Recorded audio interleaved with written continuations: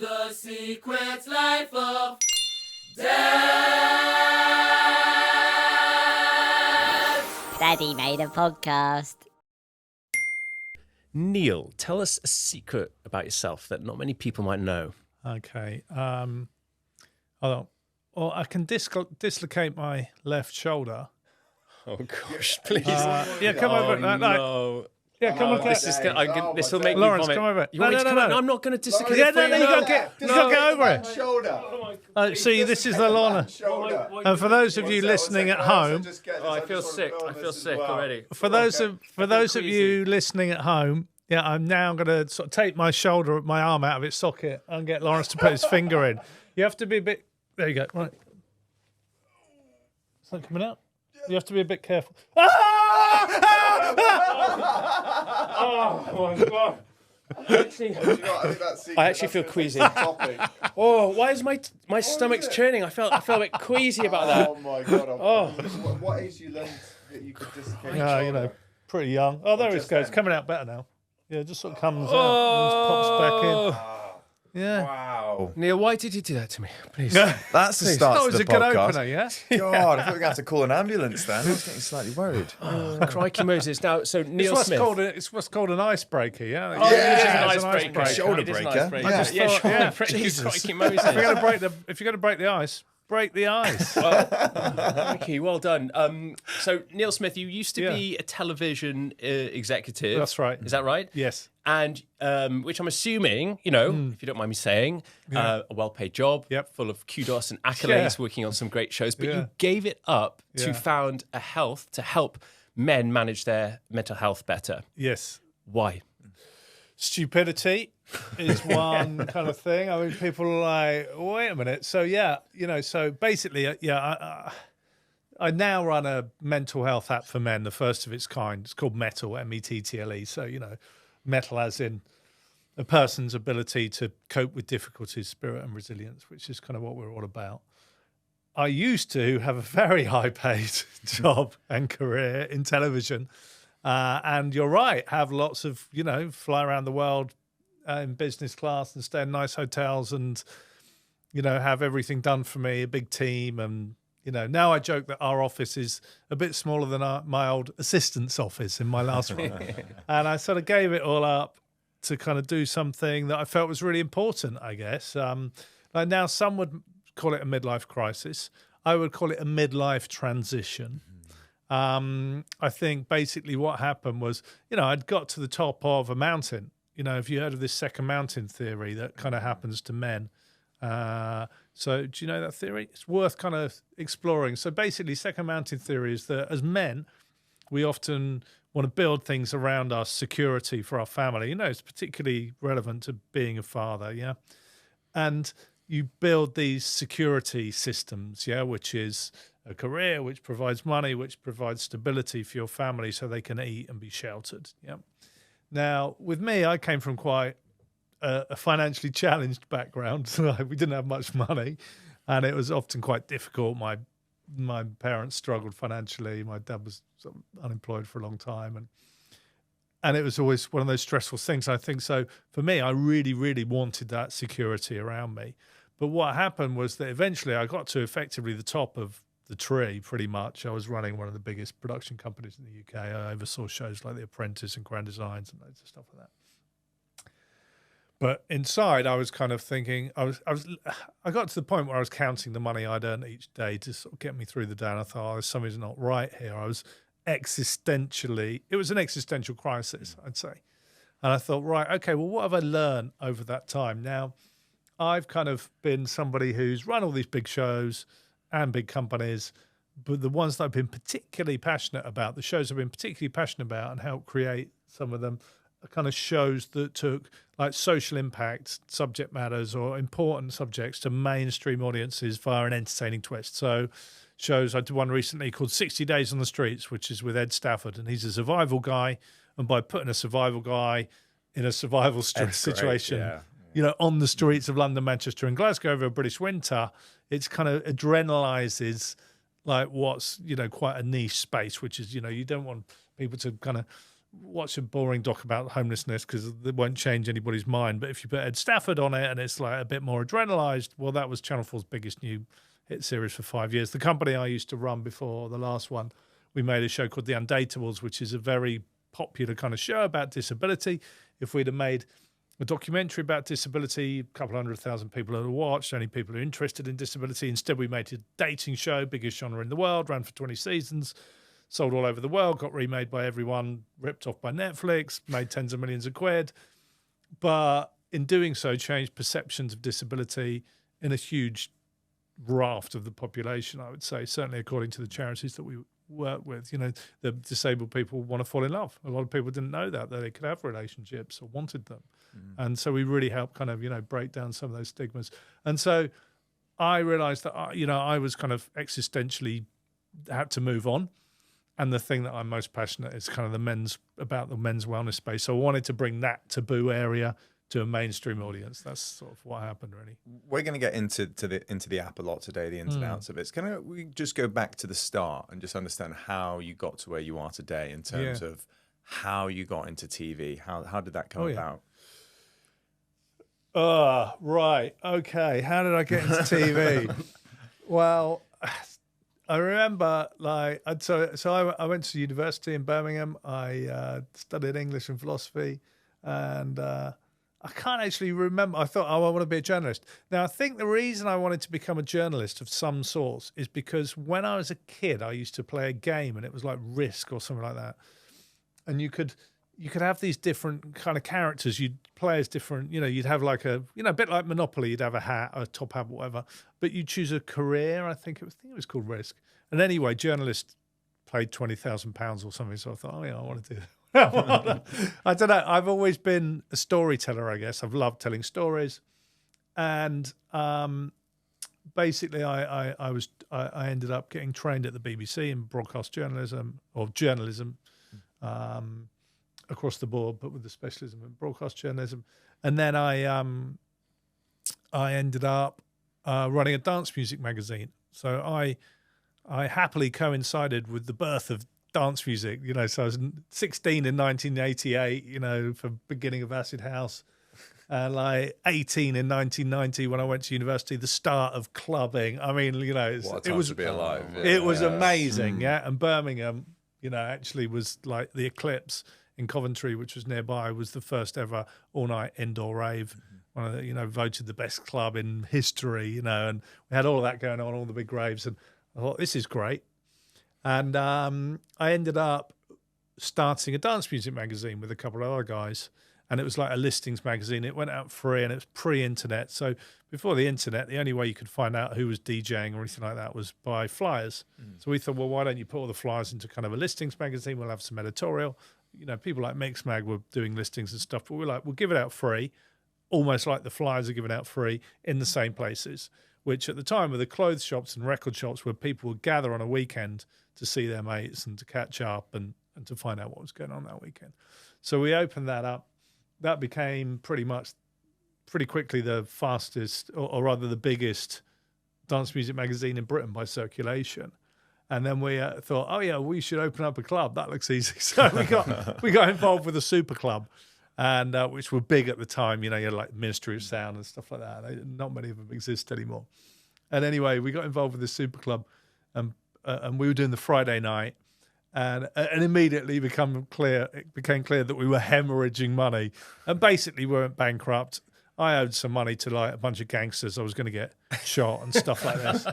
So I changed my name and got a job in children's television, which seemed like a good place to hide out. Smart, they won't find you there. They didn't find me there. You actually changed your name. So when I was studying journalism, they said you might want to think about not using your exact name to publish your exact name the whole time, because if you write something that people don't like, then they can find you. And that's a risk to journalists. So I had a slightly different name when I was writing as a journalist. Which I we just won't took ask my you middle what the name is, just No, in don't, case we just get a goes- knock at the Already door. shrouded in mystique already. because I still owe 250 quid or something. Who are you really speaking to, Matthew? So that's kind of so TV happened through kind of, you know, needing somewhere to hide out, but it was fun. And then TV's a lot of fun because you know just have so many great experiences. So it was just a brilliant job because, you know, 1 minute you're, you know, working in a hospital, following doctors around and just seeing on the inside of that. The next minute, like, you know, I ended up working with the Miami Police Department undercover with Miami Vice Squad, and, you know, like, that was insane.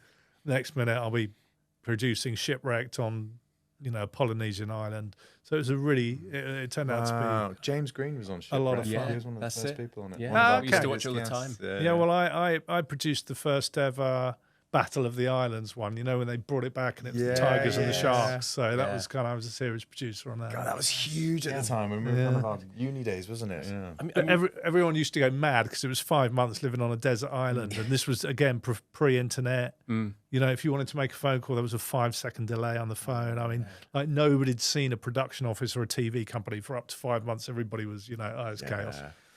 literally, it's coming now very clear that you've got this track record of turning ideas or passions, whether it's a dance music magazine, whether it's one of those TV series, or whether it's the METTLE app, which, as Matthew said, we will talk about in a sec. Yeah. What's the magic juice for doing that? I think so many people want to do that, but so many people struggle. So that is a brilliant example of a segue. Can I just commend you, Lawrence, on Thank that you, sir. wonderful segue? Thank you very much indeed. As a broadcaster, I can only say, wow, that was very impressive. You should have seen him on the first episode. He's done well, and a year later. That was something else. So what you're saying is, how do you turn kind of ideas into reality? Is that what you mean? Yeah. I have, so I have learned that there's so many ideas, in TV. It's almost like people don't want your ideas, because there's already too many of them, unless you can execute the idea. So, when people approach me and say, "Oh, I've got an idea for TV," I'm like, I'm just going to stop you there. Unless you've got, Prince Harry presenting it, or you've got access to, the inside Formula One or whatever it might be, then it's going to be really difficult. Like, ideas are generally all about execution. So ideas are I see ideas as a bit worthless unless they're turned into something. And I think the only way to turn them into something, quite often, like I've taken off chewed off a massive bit of idea at the moment, is to take the first step. So not worry too much about what the outcome is. And that's something that I think I remember making a TV series. And it's a brand new TV series. It was something called Country House Rescue, and it was about this woman who went around these stately homes and kicked their asses in order to make them profitable. And at the beginning of it, we didn't know how it was going to end. And we had like a year-long production process or whatever. And I remember the director. I was a director on it. I was kind of like the first director and the second director. He left the show because he couldn't see how it would end.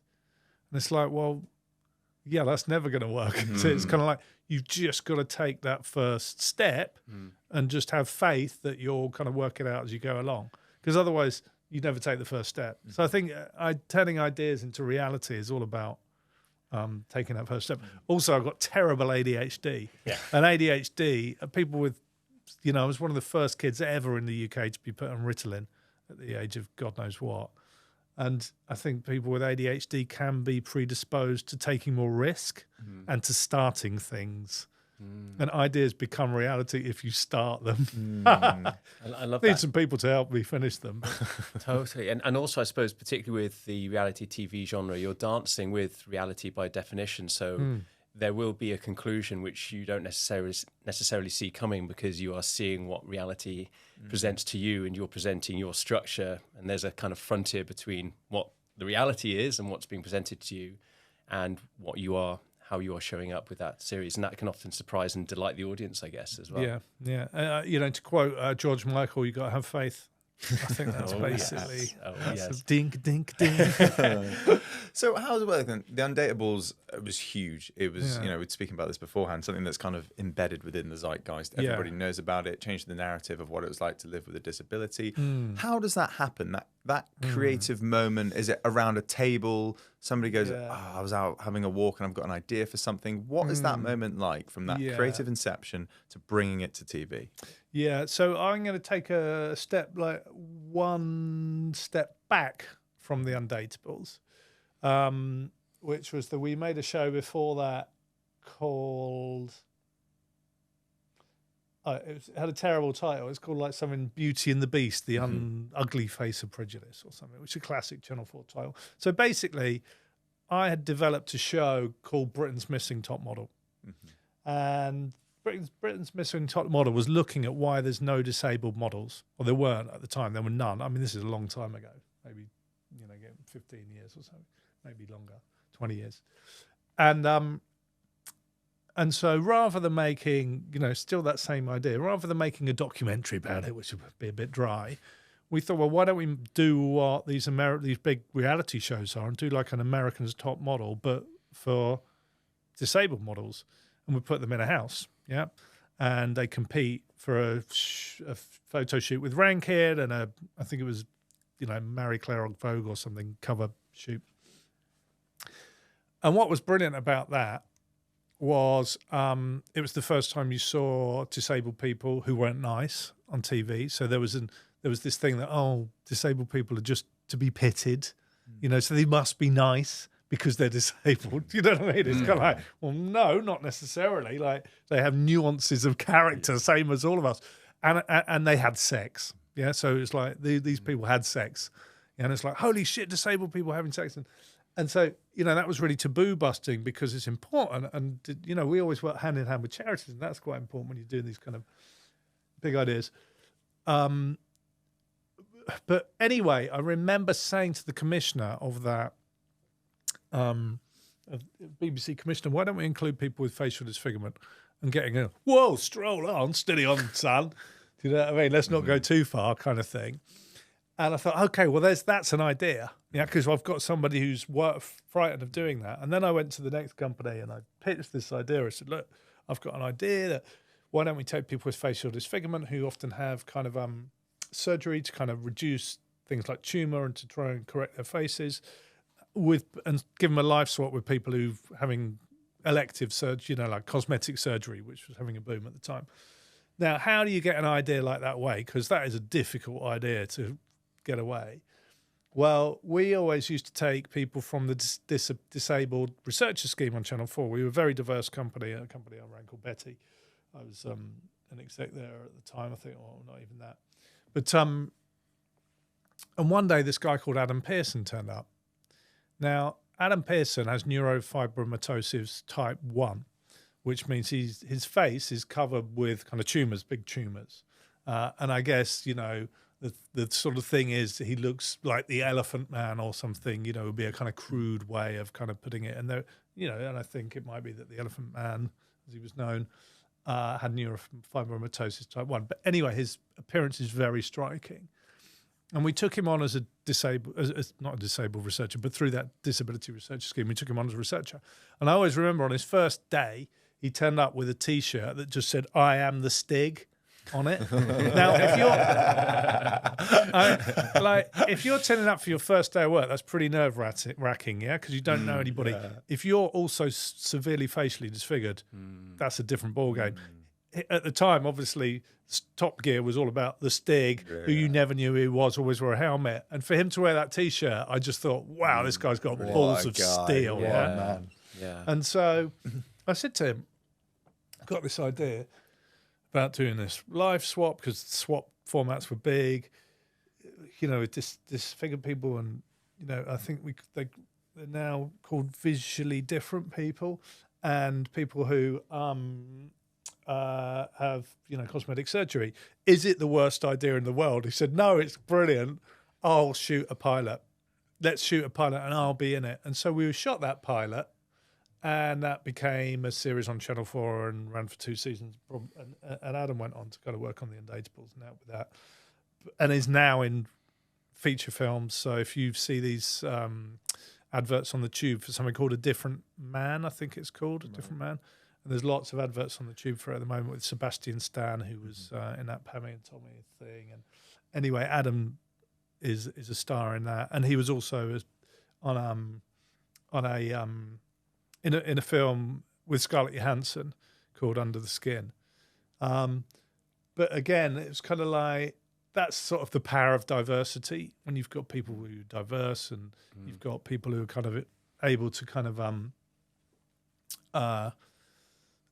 bring different perspective and stuff like that. They can kind of help you get into that sort of, how do you get it? I think I've gone off the question a bit. But No, not at all. I think that's great. And it actually just got me thinking about how you would tread that moral line between creating a positive voice and for raising awareness versus actually having this goldfish ball gold complex situation where everyone's kind of peering in, and it can be a little bit of a different energy about it. How do you strike that balance with these shows? Yeah, so the way you do it is you work behind the scenes very closely with charities, I would say. So you're working with them, and you're working with people who have the conditions that you're portraying, But yeah, it is quite a fine line. And actually disability programming has moved on since then.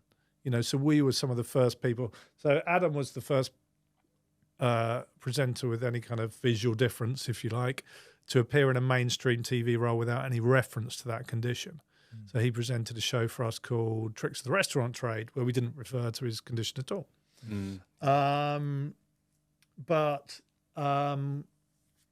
It's about, but you need to be, at the same time, you need to be a bit shocking at the time. It was about, Channel 4 was all about shocking people. So we wanted to go for shock in The Undateables or that show that I mentioned, because it gets people in. But then when you're there, you sort of show them, actually, this is it's sort of like hiding the vegetables, if you see what I mean, or so smuggling in the good stuff or bringing the edges to the middle. So when they're there, they come for entertainment, but actually they get some real learnings. But you're learning by experiencing things rather than being told things. So, what impact do you think you're a very creative person working in TV? Has that had on you as a parent? I think I've noticed since I've become a dad, this spark of creativity. I've almost found like I've gone into just becoming a child again, and I really, really love it. What impact has it had on you? Yeah, I mean, probably, I would say so. So my wife is an artist. She's a sculptor. Yeah, she's got seemingly no regard to any normal rules of society, like money or anything. Amazing. Stuff. Just doesn't care. That. And I often say it'd be great if we had at least one tiger parent in the relationship. But I think because we're both creative people, we've got none. So we're sort of, I guess, the impact that it's had is sort of, we're not that pushy academically. We want our kids to be happy. We believe that there's bigger values than just like letters, grades after your, grades to show. Although those are really important. We'd love our kids to do well and stuff. But I guess that, my wife's brilliant at leading the kids creatively and teaching them to draw and things like that, and to express themselves through art. I am somebody who naturally wants to experience everything. So I think that is something about the way I approach life. So I think that's my creative process, is wanting to experience everything. Like I was saying, one minute I'm living with the Miami Police Department, next minute I'm on a desert island, or going on honeymoon with Katie Price and Peter Andre to the Maldives. It's like... Wait. What was that experience? Like? Come on. Let's have a 10-minute segment on that. Yeah. So that was interesting. But so anyway, just to finish that, I'll come to that. But yeah, just to finish that thing. So I think what I bring is not necessarily strict creativity to parenting.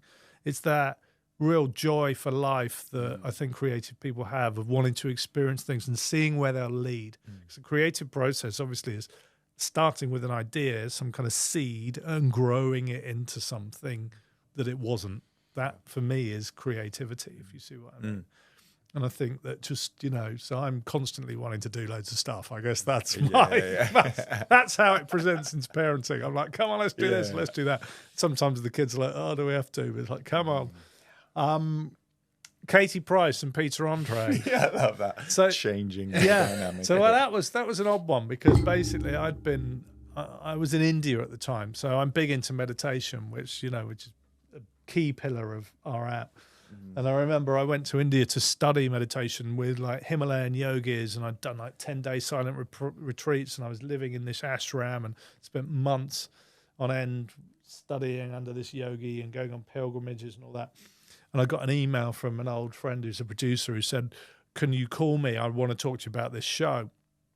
And my wife, my now wife, who's then my girlfriend, could come out to join me for a little bit in India. And I said, "Oh, Matthew's just written to me. He's written me this email, but he won't tell me what the show is. So it's obviously something I don't want to do." So anyway, so I went to this phone booth in India, which back in the day, you kind of like had stand in these sort of open booths, a bit like this. And then so, she could hear me while she sat in there, and she heard me on the phone, and I'm going like, "Okay, all right. And okay." And they're expecting a baby when, and right. Okay. And what, they're both pretty famous, are they? Okay. All right. Okay. And you sure that you got the right guy for the job? And anyway, I came off the phone. I said, "You never guess what I've been offered." And she'd been in England.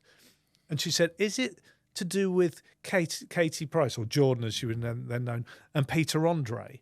And I said, "Yes, it is. It's to kind of film them like going to get married and having a baby and all this sort of stuff." Because they've been massive on I'm a Celebrity. I think that's what they meant. Yeah. And I missed it all. But basically, they were like the new royal family at the time. So I ended up agreeing to do the series, and like we filmed her giving birth, of course. And then like we filmed her wedding, and I directed the wedding. It was hilarious because I had like exec producers, like my runners, so like just my kind of entry level kind of positions were all filled by like the head of drama at BBC, because everybody wanted to be at this wedding, yeah.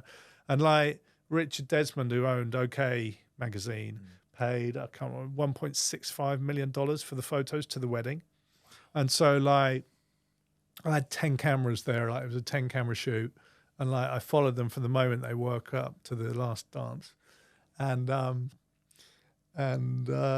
anyway, yes. So like it was quite an experience, and like there were kind of paps who were trying to get photos, and they were paying like $100,000 a photo, and they were in these kind of sniper suits that you use in war, which you can sleep in and go to the toilet in and all this sort of stuff. Yeah, and you can live in these suits. And they would bury themselves underground or whatever with like a tube for like 5 days. I mean, it's insane. Yeah, No way. But all the security were like ex-special forces and knew how to find these people using heat-seeking stuff, and just left them there for days. And on the morning of the wedding, just dug them up. I mean, it was insane.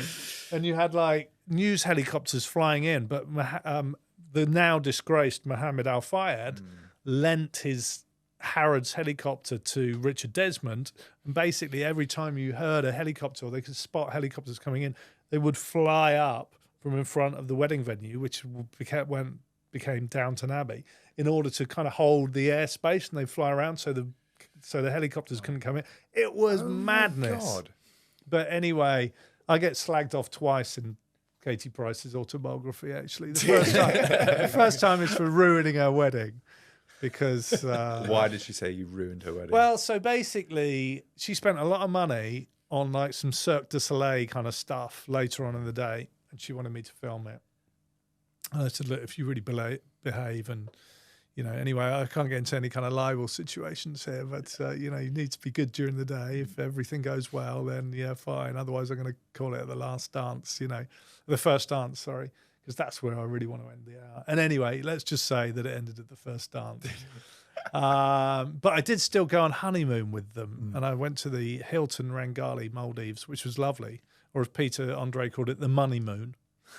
And we had a wonderful time. But I got another bad mention in her autobiography there for getting a camera in her face as soon as she got off That's so funny. Shit. I 20-hour flight. I did a job last Christmas with Peter Andre. I had like a production company, and it was for Warburtons, and Peter Andre was dressed up as a giant crumpet. Oh, so he's gone from the Maldives to being a crumpet. I must say, I really liked him. I thought was lovely. He's a good guy. Yeah, Just funny seeing him as a crumpet. Yeah. Crumpet. Another thing. Crumpet. I can see that though. Weirdly, it makes sense. Do you know what I mean? I love crumpet. That's a different conversation. Crumpet, sweet, savoury, etc. But one of the things that again is striking me is just the variety. As you say, you've got this intrigue and this interest for exploring what's ever in front of you, that curiosity, and then you're clearly great at giving yourself permission to just go and explore it. And this leads to a varied life. One minute you might be in India, one minute you might be in the Maldives, etc. How has your mental health journey been during all of the contrasts that you've experienced in your TV career? And then how, if at all, did it change or shift when you became a dad? Right. That's a very good question. So my mental health journey was not a straight one, I would say. So, and this all fed into the app which I created. So like I started meditating at the age of 11, which is obviously very young. I was born with a condition of the nervous system called benign intention tremor, which is like a chronic shaking condition. It's incurable. And by the time I was 11 years old, I couldn't get a teaspoon of sugar into a cup of tea. My hands would shake so badly. I remember that time. It was not great. And my uncle, who also has the condition, sought out kind of doctors and managed and found a doctor who said, well, there's this thing called meditation that we've heard of, which might help. And so I started meditating from the age of 11, and it completely controlled my condition. So that has been really important for me. However, nonetheless, in my 20s, I suffered from depression quite badly, I'd say, for probably a decade, but I was very high-functioning depressive. So to everybody else, I was life and soul of the party, and I was doing all these amazing things in my life and having a great time. But internally, that wasn't what was going on. And I was in quite a bad place. And like a lot of men, which is partly, again, why we launched METTLE, because a lot of men don't want to, as you know, the male mental health crisis, men need to talk, men don't talk, not very good at talking about their issues, sometimes take them to the grave, sadly. And, I was one of those guys who just couldn't talk about it. In fact, my best mate, who I was going out with all the time at the time, only found out that I had depression when he read about it in the Times when I was doing an interview about METTLE. And he said, what are we going out? I was like, yeah, I know. Sorry, mate. And I don't think I'm uncommon in that. I was eventually cured of that through clinical hypnotism because I was in a bad way. And I can't remember how I got introduced to it, but it also saved another friend's life, this hypnotist, when I told him about my experiences and he was suicidal. And went to see this guy, and it saved his life. So that was fortuitous, not just for me, but for him. After that, I was using my tools, meditation, breath work, I really love, which is in the app, like really quick ways to transform your physiological state.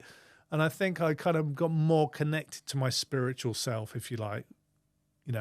Now, in our app, well, there's nothing spiritual or woo-woo or hippie-ish about it, because I don't think men generally need it. They need the science. Here's some, science shows the meditation, breath work, and the hypnosis stuff will work. Yeah, so let's just give them the science and the stuff that works. However, I've always been interested in the kind of source of things, so I've always been like, off to India or to go and live with some yogis or study at some kind of tantra school or God knows whatever else. Go to a silent retreat for 10 days, which I hated. A 10-day silent retreat? Yeah, Vipassana. Oh, my God, it's bad. You'd struggle with that, wouldn't you? No, I would struggle with that. Well, me too. I'm very curious. I love the sound, though, of being able to explore your own mental well-being and through mindfulness. Because they do darkness retreats now. Oh, yeah, that'd be horrible. Oh. Well, look, it's 10 days silent. You turn up. I mean, they try and stop you when you go in. They said, go away. You're going to hate it. Go home now. Where I went in India. And I'm like, no, if you're bloody minded like me, I'm like, no way, I'm going in. But I had to sit for 15 hours a day, and pretty much. And I'd before that, I'd been making a show called Ibiza TV with the DJs, Darren Emerson and Eric Murillo. Basically, it was like a dance music show, which we shot in Ibiza. And anyway, one day we came out of a club, and there's a big road in Ibiza. We came out of amnesia and we drove the wrong way onto that big dual carriageway straight into somebody going to work. And I ended up in hospital with a ruptured spleen and a broken shoulder and stuff like this. And then soon afterwards, I was in India doing this sitting for 15 hours a day, and it made it incredibly painful. Yeah, so it was a really painful experience for me. Also, you can't look at anybody. You're not allowed to make eye contact. You're not allowed to eat after 12 noon. Right. I mean, it's brutal. Okay. So anyway, I hated it, but some people like it. but that kind of connection to something bigger than me, some kind of universal guiding principle is really important to me. So I guess I have some kind of faith, I suppose. So I believe that I've got a bigger purpose, and that helps me do things as well. I have that's what I said about having faith. I think that helps. I don't believe in a God, but I do believe in some kind of universal organizing structure, I guess. So that has really helped me. Also, I was fortunate enough to take time out of kind of tough TV assignments, or intensive in TV assignments, and go to places like India or Thailand and take time out, and that was really good. However, once you have kids, that all changes. Yeah, so once I had kids, my career progressed, and I didn't actually want to be away, and I did take effectively. I became creative director and then managing director of these companies. So I ended up being a bit more kind of office based, and then I think it was about just using the tools that I had, which I've put in the app, meditation, breathworks, and the kind of mind hacking, self-hypnosis stuff like Paul McKenna stuff, who does the stuff in the app, to keep me in a good mental state, and also exercise. Exercising. Key pillar that we always go back to. So let's go deep. Let's go in hard to mental health. I would love to hear your definition, because I part of me is frustrated with the term mental health because it gets me too. Yeah, I mean, let's talk about that. Yeah. Let's just start by talking about that term. It's become a little bit kind of almost a banal comment, throwaway comment to say that I acknowledge mental health, but actually, for me, it's made up of your physiology, your physical health. It's made up of your psychological state. It's made up of your emotional state, and then I suppose fourth, your social situation, social setting, and you can almost take a moment and you can almost rate and rank each one and find out from an initial assessment standpoint where you sit. I do this exercise where I draw a wheel on a piece of A4 and divide it up into those 4 segments, and just rate where I think each segment in my life is at any one time, and that will give you an overall score. And you can actually then reverse engineer, break it down, and start to rebuild it. And I think that once you have your physical, psychological, emotional, and social health, all those different areas, all those different segments in a good, healthy place, your mental health and wellness elevates and lifts. And I love calling it your life force, because that's the energy you take out into the world and dictates in many ways the quality of your life experience. So I would love us to kind of open up the conversation around mental health and to, I suppose, reverse engineer it a little bit and then rebuild it. And in rebuilding it, bring in the app and how that helps all of the users to assess the current state of their mental well-being, and then how to access the tools to improve it. Yeah, so that your 4 pillars, if you like, we've got something in the app called the Mental Fitness Score, which we're just reintroducing actually, which is the World Health Organization 5 wellbeing pillars, which sort of ties into that. So it's questions like, in the past 2 weeks I've felt engaged in activities, or I felt active and vigorous, or I felt happy, or, stuff like that. And it's kind of, I felt well rested. So there's ways of measuring your overall well-being. So that is a well-being score. That's, I think, the only really truly recognized global score, which we kind of get people to kind of do, and then we can recommend content to help them bring their individual scores up. What I noticed about and sort of the genesis of METTLE was, I'm a TV producer. I'm, pretty good at coming up with ideas and executing ideas that take important subject matters to mainstream audiences through an entertaining twist. And my big love outside of work, I guess, is, this wellness space. And, it's been the anchor for me since I was 11 years old. And I noticed that my mates, who were kind of like, same as me, kind of, from, what I would call normal backgrounds, just average blokes, who've now done pretty well in life. And physically, they often look after themselves. But quite often their mental health will be bad. And by mental health, I mean things like, they might have addiction issues or relationship issues or anger issues, which could be, even though they're keeping physically fit, or some of them might be suffering from depression. So it struck me, look, there's something missing here. And what I'd learned is that meditation and breath work and self-hypnosis can all help change your physiological state and your mind very quickly. Yeah, so I thought, well, blokes don't like spending a lot of time doing stuff, it's kind of like, or we're time poor in general. And actually the science shows that men want to spend less time on an app like ours than women would. So we've built all our content from scratch for blokes. So it's all built for them by the top people in the world, and really, like Paul McKenna for the mind hacking, and a guy called Chibs Akereke, who's amazing. Who I was at university with, by the way. Yes, of course. Yeah. Who's Chibs? Yeah. So Chibs, I love Chibs. So Yeah, great guy. I remember saying to him, Chibs, I need somebody who can really communicate with men.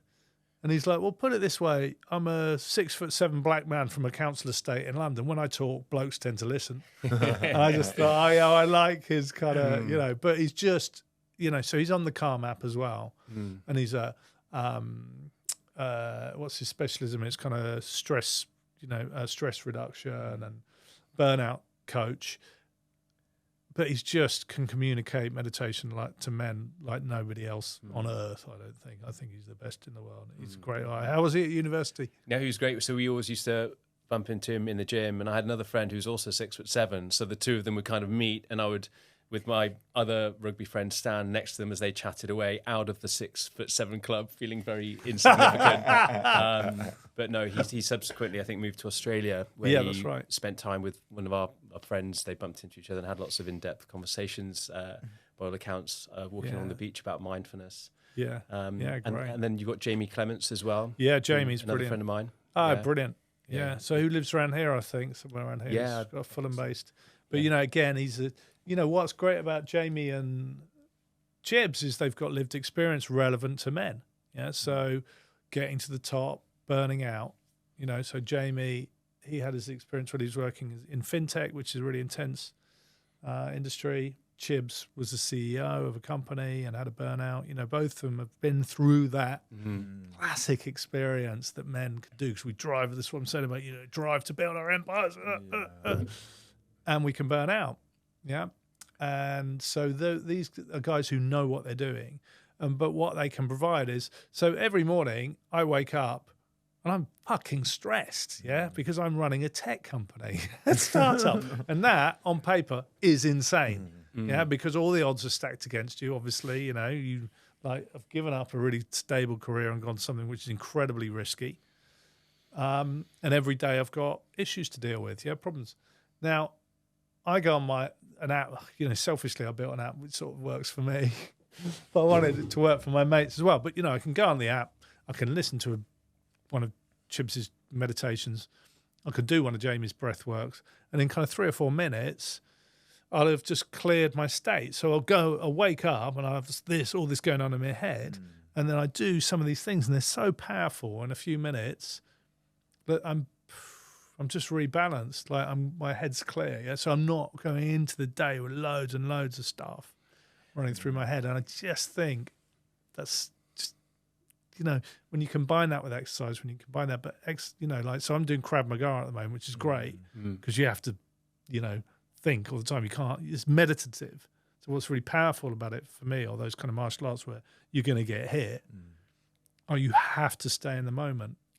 See, I think this is the two massive factors that a lot of men may not know it, but a lot of them, their nervous system is chronically dialed up, it's upregulated, and so there's a constant state of tension in the body, or anxiety. So those signals are constantly firing, and then we also tend to have a very overactive problem-solving part of the brain. That prefrontal cortex is switched on a lot. As you say, you wake up in the morning, you look at your emails. There are 1,001 different things to do, but if we can access the tools like breathwork helps to downregulate the nervous system. So straight away, you're starting to ease that physiological tension that you're feeling. And also upregulate it when you need it. And also upregulate. So all of a sudden you have a tool, an actual tangible tool, practical tool that you can upregulate or downregulate your nervous system according to what you need out of that situation. And if you are someone who is constantly excited and on the edge and upregulating, and sometimes that spills over the threshold into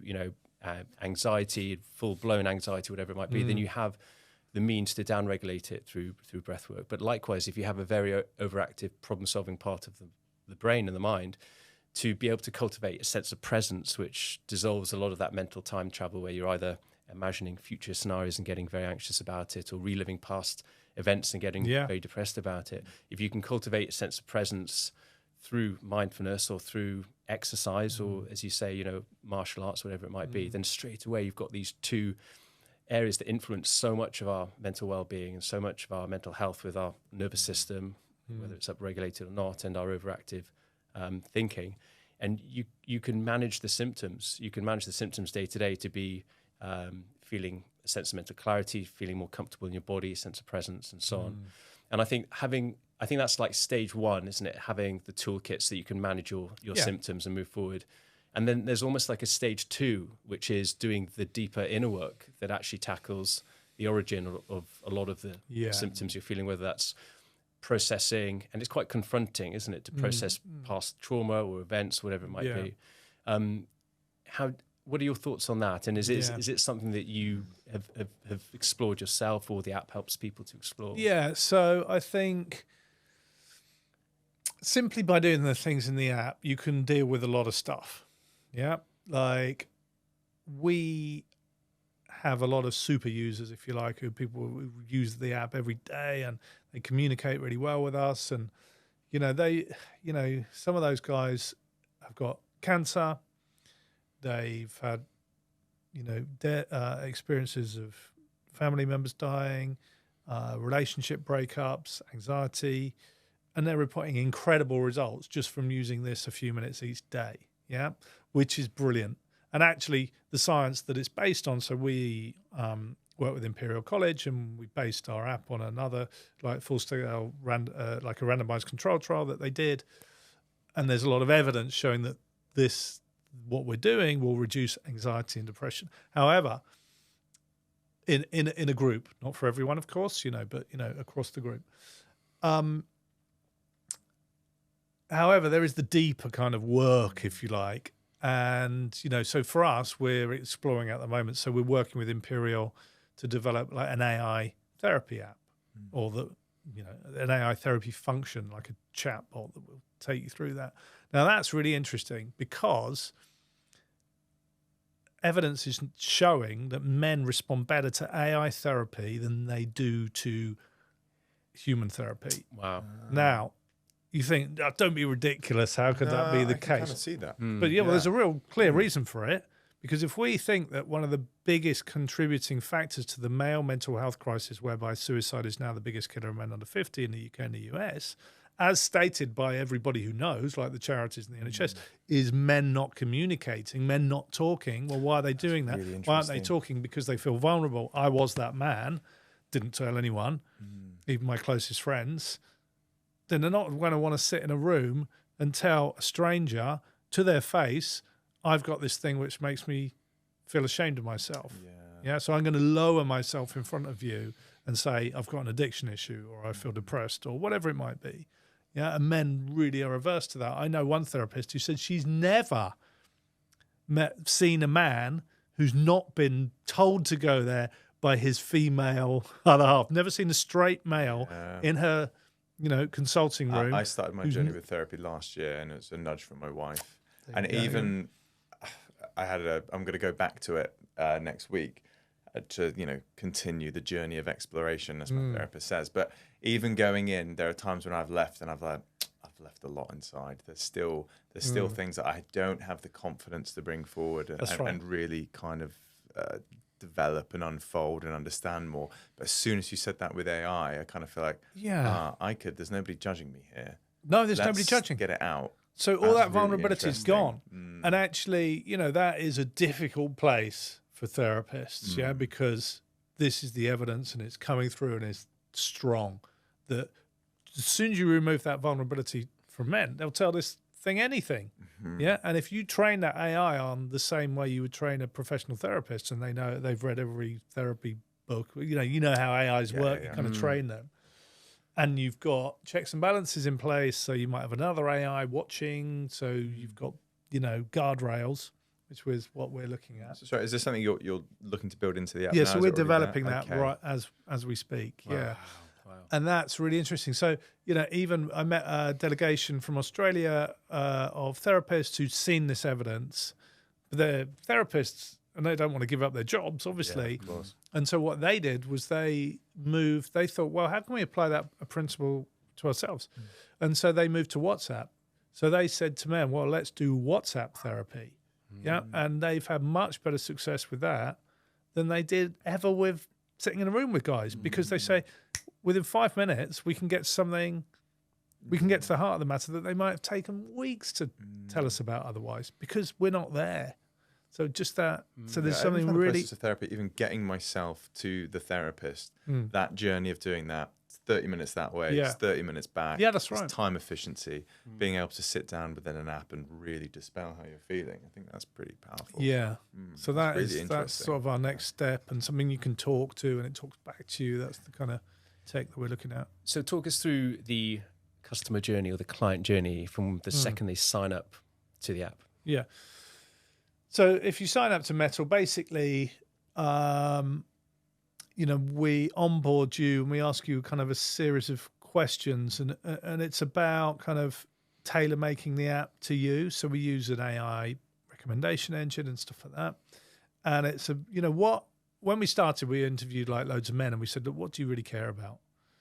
What would you want to improve on? And the 7 answers we got back, if I can remember them all, were, they want to improve. They want to have less stress. They want to beat anxiety. Want to focus better. Want to have more confidence. Be happier. Sleep more. And the one that I always forget. So what's that? I'll have more energy. Yeah.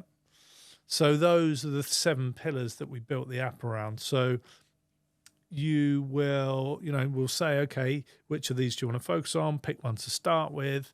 And then you go through that onboarding. And you will be also answering the WHO 5 wellbeing scores, which we call the mental fitness scores, so we can track your mental fitness, and you can track it every 2 weeks, see what improvements you're making. And you'll get to the app, and there's a today screen. Yeah, and on the today screen, you'll have something called the Daily Mind Fuel, which is basically Bear Grylls, who's our co-founder, or Dr. Alex George, who Love Islander turned UK mental health ambassador, or Chibs or Jamie, will be kind of giving you a piece of kind of wisdom, if you like, which is a short piece, a minute and a half, but, a life lesson, if you like. And those are really popular and they're really easy to do because they don't need you to think too much. Yeah? Below that, you've got a daily boost, which is either Jamie or Chibs giving you a kind of 3 or 4 minute boost, which is that's the thing that people are really engaging with in the mornings, especially, and it's really quickly changing your state. So you come, you do a bit of meditation or breath work and you're in a better place than before. And then below that, there'll be a challenge. So we've got lots of courses from 7 days to 28 days based around a need state. So if you say you want to work on confidence, then the challenge down there will recommended to you might be Paul McKenna's Be Confident in 7 Days challenge, or whatever it might be. So that's kind of how we kind of shape it. Then you've got an explore section where you can just, you'll see things that are recommended for you through the algorithm, or you can just explore the kind of different pillars or the different modalities, which are meditation, breath work, and mind hacking, as we call it, which is a blend of NLP and self-hypnosis. So it's a really kind of, Imperial say it's about self-determination, and a sense of autonomy. So you've still got a sense while leading people through the correct steps, giving them enough that that they're going to be on the right path, effectively. Can you just give us a little recap of how you pulled this all together? Because you're talking about Imperial College there. Yeah. Obviously, you've listed some fantastic names in the industry. How did you bring it all together? Yeah, so again, my hippie-ish self would be, I just listen to the universe, man. Do you know what I mean? And there is arguably some truth in that. Yeah. So here I was, I'm a TV producer, but I've got this burning desire to do something else. Yeah. This thing I want to use my skills of kind of translating important subject matters to mass audiences. And the thing I want to do is male mental health or fitness, male mental fitness, as we call it, which is another better, fitness is a really good way rather than talking about mental health. It's like, let's be fit. Yeah. Yeah. So it's going to include all these different things that like nutrition, but what's nutrition for the mind, but also nutrition for the body and exercise and all the rest of it, connections. That's mental fitness. So I'm kind of thinking, okay, well, how do I do this? I really want to do it. It's not going to be a TV show. It needs to be a really practical thing that men can just use that removes these barriers. So number one barrier to entry is men don't want to talk. I've been that man. Okay, let's not make them talk. Yeah, in the first instance, yeah, there might be some therapy down the line, but currently the app doesn't make you talk. So that takes away that. Meet them where they're at. First rule of telly, So if people are watching loads of dating shows, make a dating show. Yeah, if you want big numbers, Okay, well, they're on their phones, so let's make an app. Okay, how do I do it? Because I'm a TV producer. Well, I've got content skills and communication skills, and I'm good at getting big names on board. So I'll speak to Bear Grylls, who's written 2 books on mental fitness, who we've made loads of shows together over the past decade. And he loved it, and he's like, yeah, great, really good, love it. I'll come on board as your co-founder. And he kind of was really helpful. Dr. Alex George, equally, really passionate about the space, UK government mental health ambassador, tragically lost his brother to suicide, really engaged and involved in the app. I joined like a tech accelerator because I didn't know how to do that side of it. Well, in fact, before I got there, and the reason I said about the universe, to be a hippie or fate or whatever you want to call it, is because I play tennis. Yeah. And so I play tennis at Dulwich Lawn Tennis Club, which I love. And I'm quite rubbish at it. And I only started during lockdown around the time I kind of started this. And I was playing on a Monday morning at 10:30 a.m. Yeah, now that is not a popular time to play tennis. Yeah, because it's like anybody who's got a job, they're not going to be there. Yeah, because like Monday morning at 10:30 is the worst time for anybody with a job. So I was learning to play tennis effectively playing in this social with the septuagenarian women. Yeah, so we jokingly called it together old lady tennis. Yeah, and I was the young guy, and basically, one day this other guy turns up and he's like, under 40, baby. I'm like, well, how come you can play old lady tennis at 10:30 on a Monday morning? He's like, oh, I've just had a tech exit. I'm like, oh, because I've got a tech idea. And he said, well, I'm a mentor on this accelerator program. Why don't you join? And so that helped me really build out that side of things. A few weeks later, this other guy turns up. I'm like, how come you can play old lady tennis on a Monday morning at 10:30? He's like, well, I've just come back from Silicon Valley. I was head of product design at Facebook and Google Maps. I'm like, wow. Well, I'm doing this thing. He's like, I love it. So now he's our product design advisor. No way. Continue playing a bit later. This other guy turns up. I'm like, how come you can play old lady tennis? He's like, well, I used to be like one of the, I used to run, I was the CFO, group CFO for Sony Television outside rest of the world, as they say, outside of America. And I had some kind of mental health issues, and I left and got into meditation and all that. And I told him and now I sort of play tennis. Do you know what I mean? And manage some property stuff. It's like the magic tennis so court So where apps I come played to life. tennis. So I told him what we're doing. It's like, oh my God, absolutely love this. I'd love to invest in it. And then the next day he comes around and he said, look, actually, I want to come and run it. And he's our COO. Wow. And so Okay. those things have helped. But it's just Amazing. finding those connections. Do you know what I mean? So I think my motto for life is find the others, which is actually something from not Alan Watts, who was the kind of Timothy Leary. The others you seek are seeking you, Neil. Remember. Oh, there you go. So we have to wrap things up now, but 2 questions I want to ask you. Yeah. The first one is for anyone who wants to download Mettle. They just go to the regular places to download it? Yeah, it's just the App Store or the Google Play Store.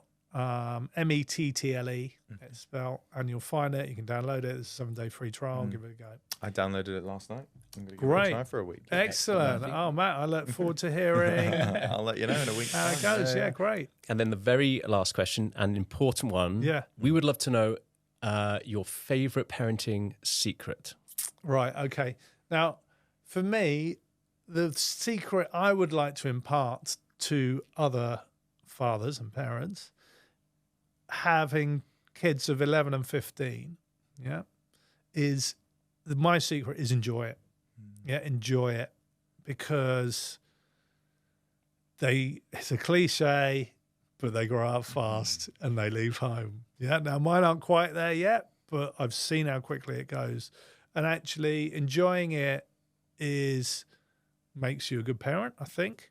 you know, because you're enjoying it. You're not getting stressed out about it. You're going along with it. You know, it is good for your mental health. You know, so spending time with my kids is, you know, and talking about mental fitness, you know, that is one of my happiest times is spending time with the family. Yeah. And, you know, my favorite word I realized is dad or daddy, as it was. Do you see what I mean? And that kind of is just, you know, the power of that word and the responsibility and the enjoyment and the joy that gives you is incredible. Yeah. And it's incredibly fortifying and edifying as well, especially when you're going through tough times, to be able to have that privilege of being a parent, I would say. So my kind of secret is just to really enjoy it. And what I would pass on to anybody who's just starting, even though it's really hard. It is hard, but like you enjoy said, it is a real privilege. Yeah. I think that's a great way to wrap it up. Yeah. Neil, thank you so much. Thanks very much. Enjoyed Thank it. you. You've And done it I think my shoulder's gone back in there. I've just about overcome the nausea that you created at the start. But Neil, thank you so much for coming on. Cheers, Great. Neil. Thanks, so mate. much. The secret life of Dad. Daddy made a podcast.